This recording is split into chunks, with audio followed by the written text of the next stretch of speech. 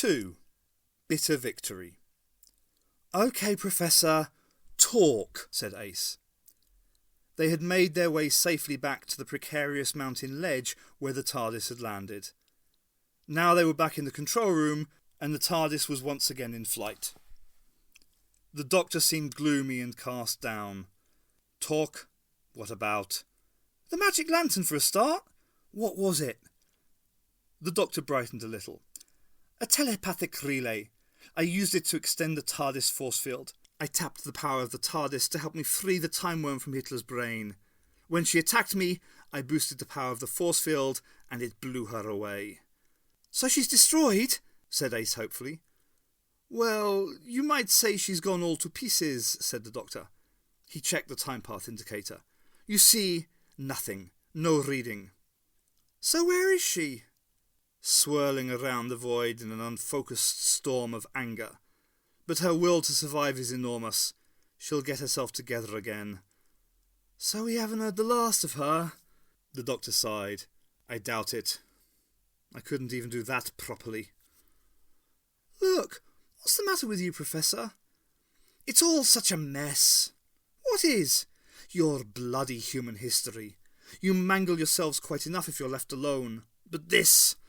Warlord interference, Timewyrm interference, and now my cack-handed interference on top of all that." "You did your best, Professor." "And look what came of it. I not only got one of the most terrible wars in human history back on the road, I freed the Timewyrm in the process. Trapped in Hitler's mind, she might have withered away and died. Now she's still out there roaming the cosmos, and the whole job's got to be done again." "Well, at least you put history right." "What's right about it?" said the Doctor gloomily. "History's been mucked about so much. Who knows what's true and false? And who cares anyway?" "Come off it, Professor. We know what's supposed to happen."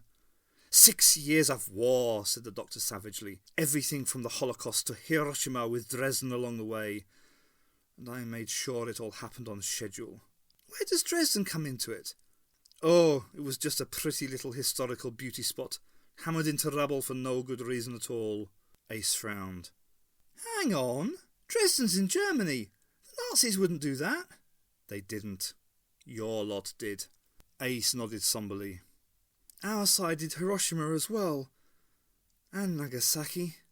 But none of it's your fault, Doctor. All you did was put things back the way they were. So the Nazis lost in 45 and Adolf's 1,000-year Reich fizzled out after 12, opening the way for a future which produced wonderful things like perestroika, a united Europe, and me." "Ah, but did it? The fabric of time was badly torn, Ace. You can't stitch it up like repairing an old shirt. Suppose I made things even worse." Ace looked worriedly at him. She'd never seen the Professor so down. Drastic measures were needed. "Well, let's go back and see." "Where?" "Where we came in." 1951. "Are you sure? If history's been even more radically altered, it might not have produced you at all. You could disappear the minute we leave the TARDIS." "I'll risk it," said Ace cheerfully. "Anything's better than travelling through time and space with a depressed Professor. Let's get back to that soggy festival."